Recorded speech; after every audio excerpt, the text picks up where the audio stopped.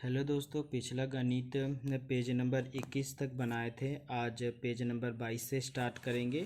तो चलिए इसका समाधान देख लेते हैं। पहले में दिया गया है न समावर्तियों का निर्णय करें। 3 और 5 के समावर्त्य कितने हैं? तो यहाँ पर 3 का पहाड़ा मैंने लिखा है 3, 6, 9, 12, 15, 18, 21, 24, 27 और 30। तो 3 के अपवर्त्य असंख्य है, मतलब और भी हो सकता है, अनगिनत है। 5 के अपवर्त्य संख्या 5, 10, 15, 20, 25, 30, 35, 40, 45, 50, इसके भी संख्या असंख्य है। तो 3 और 5 के समावर्तक संख्या क्या क्या हो जाएंगे? मतलब 3 में जो संख्या मिलेगा 5 में भी, 5 के पहाड़ा में भी वही संख्या मिलेगा। उस संख्या को कहेंगे हम समावर्त्य संख्या। जैसे कि यहाँ पर 3 के पहाड़ा में भी 15 आता है और 5 के पहाड़ा में भी 15 आता है। 3 के पहाड़ा में 30 आता है और 5 के पहाड़ा में भी 30 आता है। तो ये दोनों संख्या क्या है? दोनों संख्या समावर्तीय संख्या है। तो यहाँ पर होगा 15 और यहाँ पर होगा 30। अब यहाँ पर दिया गया है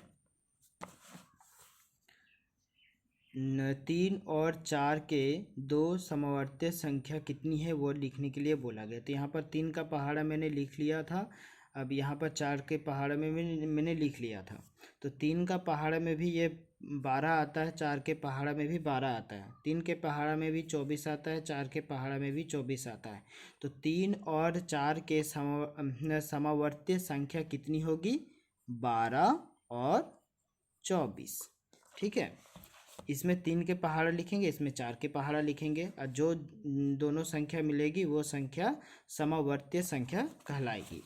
यहाँ पर 4 और 6 में 6 के दो समवर्तीय संख्या कितनी है? तो यहाँ पे ने 4 का पहाड़ा लिख लिया, यहाँ पर 6 का पहाड़ा लिख लिया। तो 4 के पहाड़ा में 24 आता है, 6 के पहाड़ा में भी 24 आता है। 4 के पहाड़ा में 36 आता है, 6 के पहाड़ा में भी 36 आता है। तो यहाँ पर लिखेंगे 4 का पहाड़ा, यहाँ पर लिखेंगे 6 का पहाड़ा। तो 4 का पहाड़ा और 6 के पहाड़ा में दो समवर्तीय संख्या कितनी है? एक है 24 और दूसरी है 36। यहाँ पर भी वही 10 और 15 के दो समवर्तीय संख्या कितनी है? 10 के पहाड़ा में 30 आता है और 60।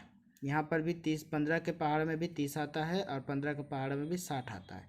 तो यहाँ पर लिखेंगे 10 का पहाड़ा, इस ब्रैकेट में लिखेंगे 15 का पहाड़ा। तो 10 और 15 के पहाड़ा में दो समवर्तीय संख्या हो जाएगा 30 और 60। यहाँ पर 8 और 6 के दो समवर्तीय संख्या कितनी है? 8 का मैंने यहाँ पर पहाड़ा लिख लिया, यहाँ पर मैंने 6 का पहाड़ा लिख लिया। तो 8 का पहाड़ा इस बॉक्स में लिखेंगे और 6 का पहाड़ा इस बॉक्स में लिखेंगे। तो 8 के पहाड़ में भी 24 आता है, 6 के पहाड़ में भी 24 आता है। 8 का पहाड़ में 48 आता है, तो 6 के पहाड़ में भी 48 आता है। तो दो समवर्तीय संख्या क्या हो जाएगी? एक हो जाएगा 24 और एक हो जाएगा 48। ठीक है, यहाँ पर भी जो गणित दिया गया है कोशिश करें यहाँ पर भी सेम प्रोसेस से ही बनाना है। 8 और ये बनाए 8 के अपवर्तक संख्या कितनी है? 1, 2, 4, 8। 7 के अपवर्तक संख्या 1 और 7। 9 के अपवर्तक संख्या 1, 3, 9। मतलब 9 कौन कौन से पहाड़ा में आता है, 8 कौन कौन से पहाड़े में आता है, 7 कौन कौन से पहाड़ा में आता है। ये जितने भी है सब अपवर्तक संख्या है। समावर्तक संख्या क्या है? जो 8 और 6 का, 5 और 7 का, 6 और 9 का। जैसे कि यहाँ पर दिया गया है 3 और 5 के समवर्तक संख्या कितनी है? जैसे कि 15 और 30। तो यहाँ पर भी उसी तरह से ही बनाना है। 8 और 6 का, 7, 5 और 7 का, 6 और 9 का। ठीक है, अब चले आते हैं यहाँ पर पेड़ में उत्पादक खोजे, पेज नंबर 24। पेड़ के उत्पादक खोजे। इसे जानने से पहले जानना पड़ेगा रूढ़, मौलिक संख्या और यौगिक संख्या। तो रूढ़ या मौलिक संख्या किसे कहते हैं? संख्या किसे कहते हैं? उदाहरण दीजिए। वो सब संख्याओं में एक और संख्या वही संख्या को छोड़कर अन्य उत्पादक नहीं है उसे मौलिक या रूढ़ संख्या कहते हैं। जैसे 2, 3, 5, 7, 11, 13, 17, 13, 23, 19, 27, 29, 31, 37, 41, 43, 47 इत्यादि, ये सभी रूढ़ या मौलिक संख्या। अब यौगिक संख्या किसे कहते हैं, उदाहरण दीजिए। वो सब संख्याओं में एक और उस संख्या को छोड़कर भी अन्य उत्पादक संख्याएं भी हैं, इन्हें यौगिक संख्या कहते हैं। जैसे 4, 6, 8, 9, 10, 12, 14, 15, 16, 18, 20, 21, 22, 24, 25 इत्यादि बहुत सारे संख्या। अगर यहाँ पर अगर ना समझ पाए तो यहाँ पर भी आपको मिल जाएगा। जैसे कि यहाँ पर जो लिखा हुआ है ना, ये सभी यौगिक संख्या है, और यहाँ से जो लिखा हुआ है ये सभी रूढ़ या मौलिक संख्या है। ठीक है, तो यहाँ पर जो क्वेश्चन दिया गया है यौगिक संख्या और मौलिक संख्या या रूढ़ संख्या लिखना है। तो 6 का मौलिक संख्या या रूढ़ संख्या देख लेंगे। 6 1 का पहाड़ा में भी आता है, तो 6 कौन सा पहाड़ा में आएगा, 6 1 का पहाड़ा में आएगा, 2 का पहाड़ा में आएगा और 3 का पहाड़ा में आएगा। तो ये क्या कहलाएगा, यौगिक संख्या। ये भी 1 के पहाड़ा में, 2 के पहाड़ा में और 7 के पहाड़ा में, ये कहलाएगा यौगिक संख्या। ये भी है 10, 10 दूगुने 20। अब 10 को भी तोड़ेंगे, 1 के पहाड़ा में भी आता है, 2 के पहाड़ा में भी आता है और 5 के पहाड़ा में भी आता है। तो ये हो जाएगा यौगिक संख्या। ठीक है, ये भी 21, 1, 3, 7, 1, 3, 11, 1 और 11 का पहाड़ा में 1, 2 और 5, यहाँ पर 1 और 17। यहाँ पर देखा जाए तो कुछ टूट रहा है और कुछ टूट नहीं रहा है।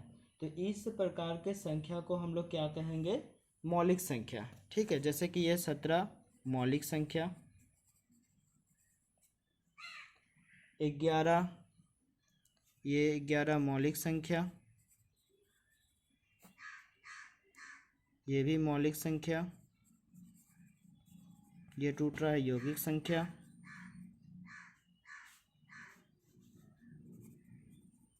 ये भी यौगिक संख्या। उसके बाद है कि 1 से 50 के बीच की रूढ़ संख्या को लिखिए। तो ये आप लिख सकते हैं 1 से 50 के बीच 2, 3, 5, 7, 11, 13, 17, 13 यहाँ डबल डबल हो गया, 23, 19, 27, 29, ये जितने भी हैं जो जिसे हम तोड़ नहीं सकते हैं वो संख्या रूढ़ संख्या कहलाएगा। ठीक है, उसके बाद यहाँ पर है 1 से 50 के बीच जो यौगिक संख्या है उसको लिखे। जैसे कि यहाँ 4, 6, 8, 9, 10, 12, 14, 15, 16 इत्यादि जितने भी संख्या हैं ये सभी रूढ़ ये सभी यौगिक संख्या कहलाती है। अब यहाँ बोल रहा है 2 के अलावा प्रत्येक जोड़ संख्या रूढ़ है या यौगिक संख्या। तो प्रत्येक संख्या यौगिक संख्या है। रूढ़ जोड़ संख्या कितनी है, आप ये वाला भी लिख सकते हैं। यहाँ पर 6 नंबर में दिखाया गया है कि नीचे की घन वस्तुओं के चित्र में कौन सा धरातल समतल है और कौन सा वक्रतल है। तो ये जितने भी हैं ये 1, 2, 3 ये सब क्या है, धरातल संख्या है। हम एक बार में लिख सकते हैं धरातल संख्या, ये भी धरातल संख्या। ये ऊपर का हो जाएगा वक्रतल संख्या,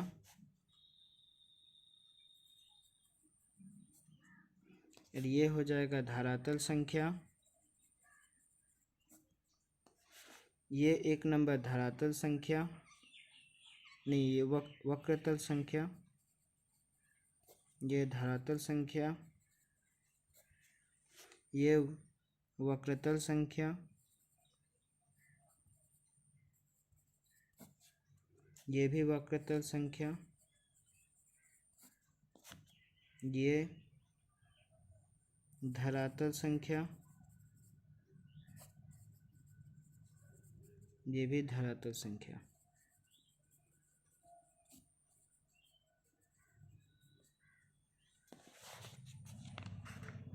आशा करते हैं आपको ये वीडियो पसंद आया होगा।